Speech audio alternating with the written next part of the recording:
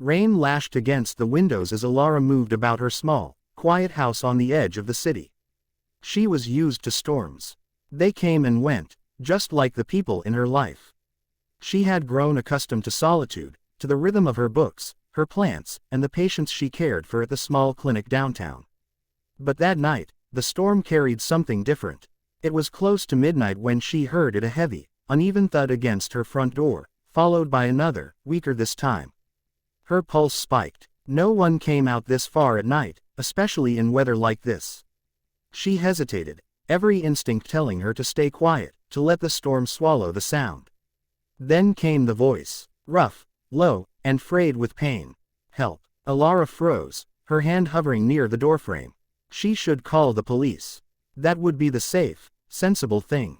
Yet something in that broken plea dug into her, the same way every injured soul she had ever helped had managed to pull her in, even when she promised herself she'd stop caring too much.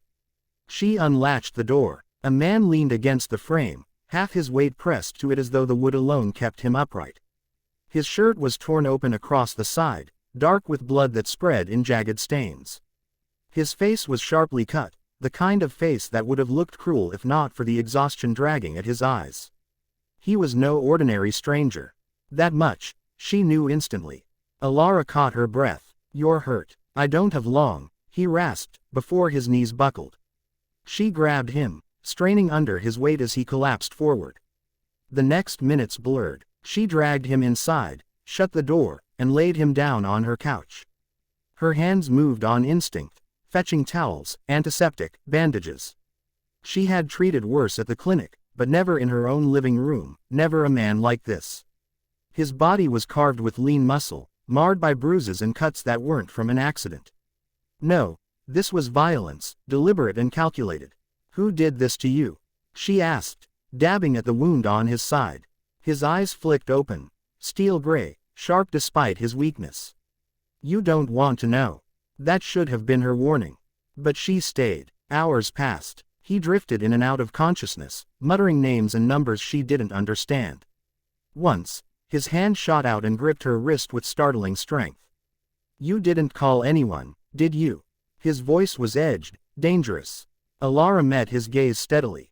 "If I had, you wouldn't still be here." Something softened in his eyes, just for a moment.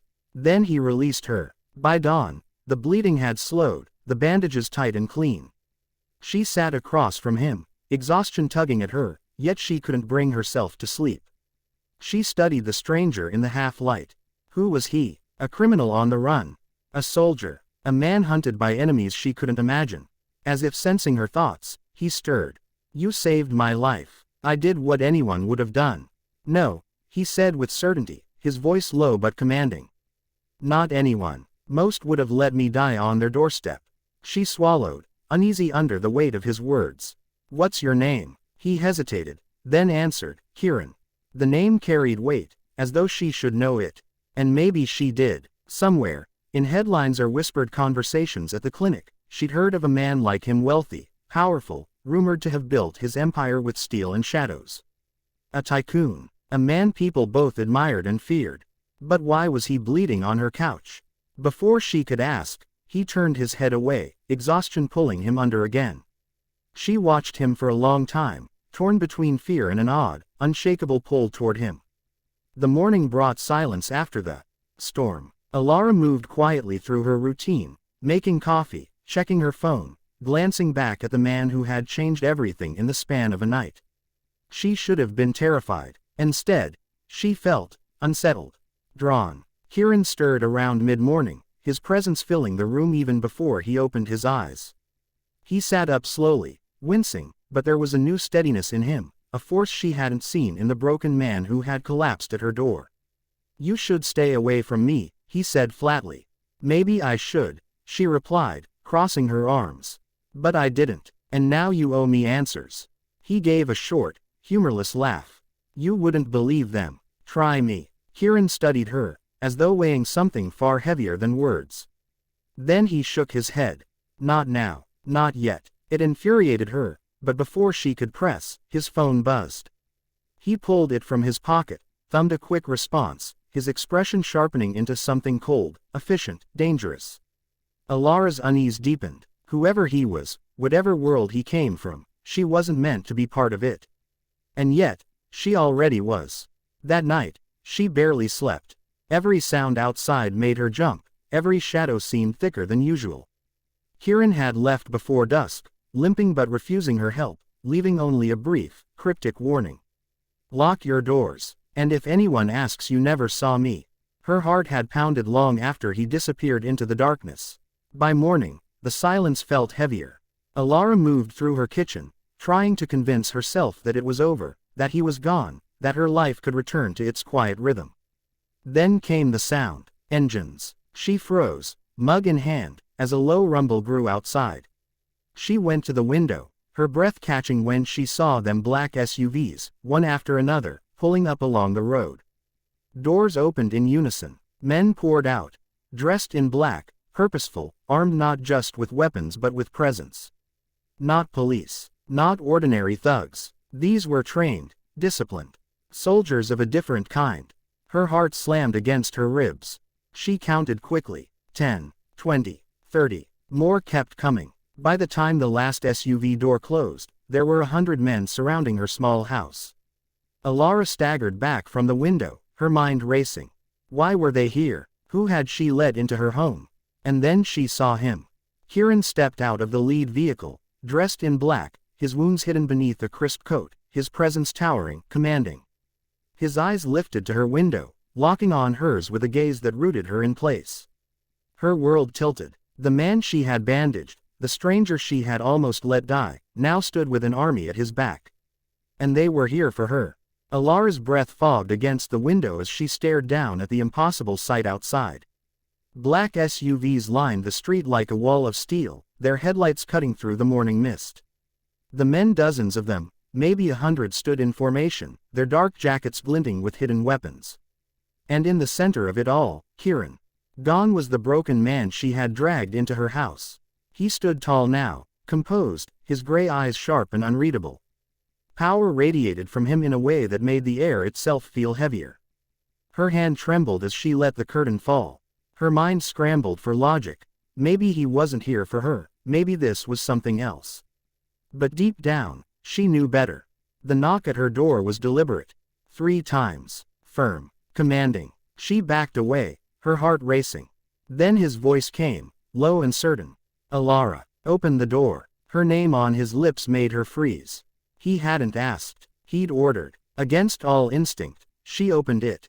Kieran stood on her porch, flanked by 2 men who looked as if they'd been carved out of stone. His eyes locked on hers, not soft this time, not grateful.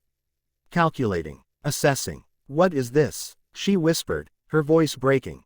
"Protection," he said simply, stepping inside without waiting for permission. The 2 guards followed, sweeping the room with quick, professional glances before retreating outside. "Protection from who?" she demanded, shutting the door behind him. "From whoever did that to you. Or from you yourself." Kieran turned, meeting her gaze. For a long moment, he said nothing, as if deciding how much truth she could handle. Then, both. The word hit her like a stone. She followed him into the living room, her nerves a live wire.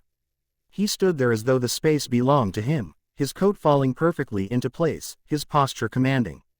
"I told you to lock your doors," he said, his tone reprimanding. "I did," she shot back. "That doesn't explain why you've brought an army to my house." Kieran exhaled slowly, his jaw tightening. "Last night you crossed a line you didn't know existed. By saving me, you put yourself in the middle of something you don't understand. And now, whether you like it or not, you're under my protection." Her chest tightened. "I don't need your protection. I need answers." His eyes softened just a fraction, but the steel remained. "You need both," he explained in fragments, as though every word was weighed before release. His business empire wasn't just built on steel and glass but on blood and territory. Rivals wanted him gone. Last night had been an ambush, and he'd barely escaped. "And you," he said, his gaze piercing, "were the only reason I survived." Elara wrapped her arms around herself, feeling small against the enormity of his world. "So what happens now? You hide here until they're gone." Kieran shook his head. "They'll never be gone. And now that they know you exist, neither will your danger." The implication sank in like ice.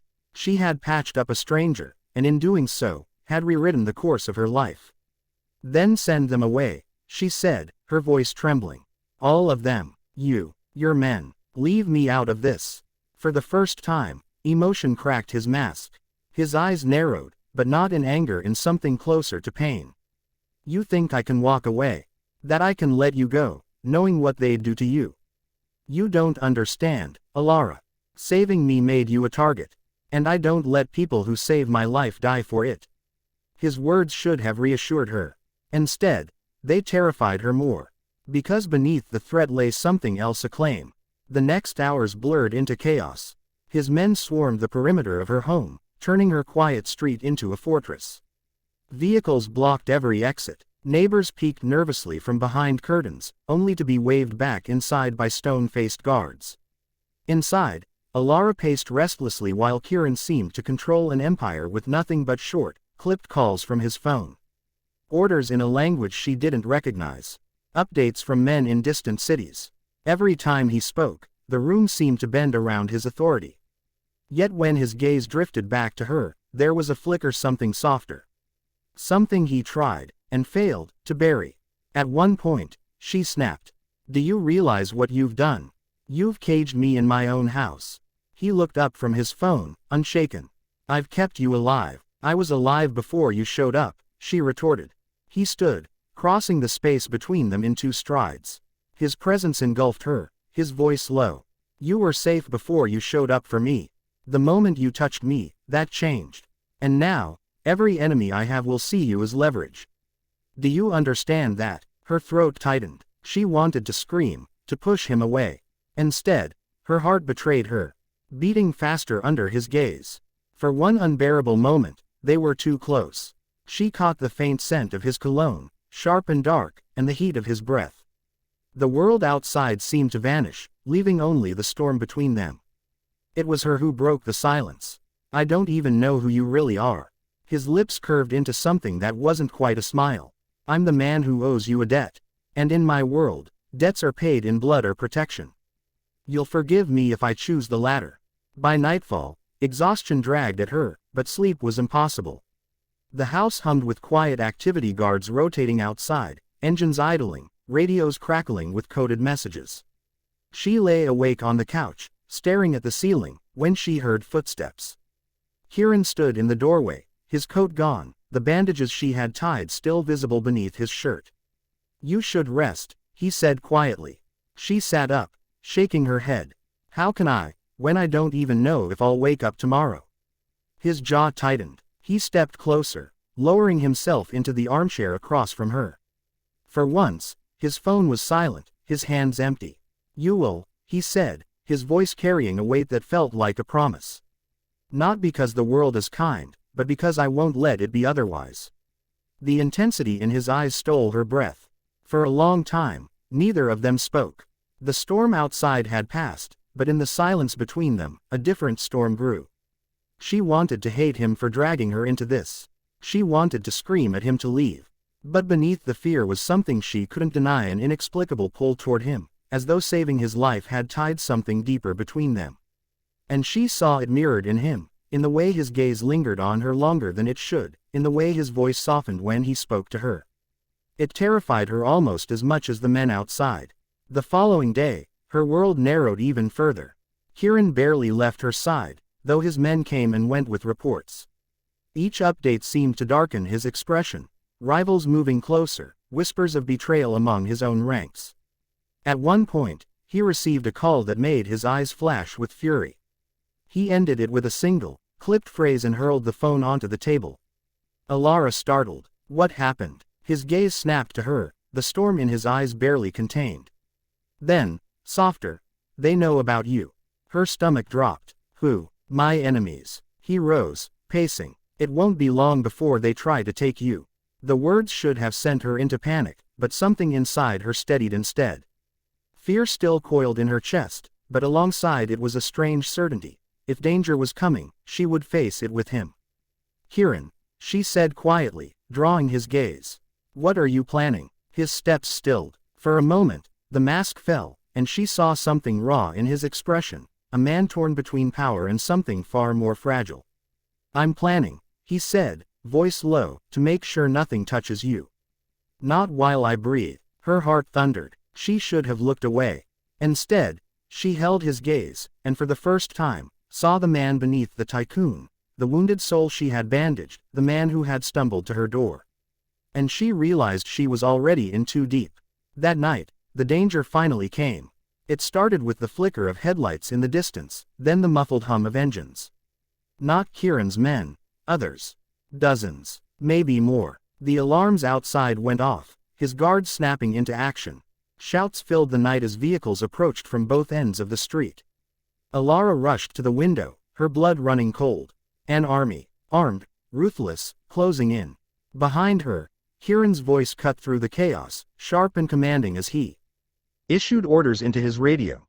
His men scrambled into formation, weapons raised. But even in the storm of command, his gaze found hers. "Elara," he said, crossing to her in 2 strides. His hand caught hers, firm, unyielding.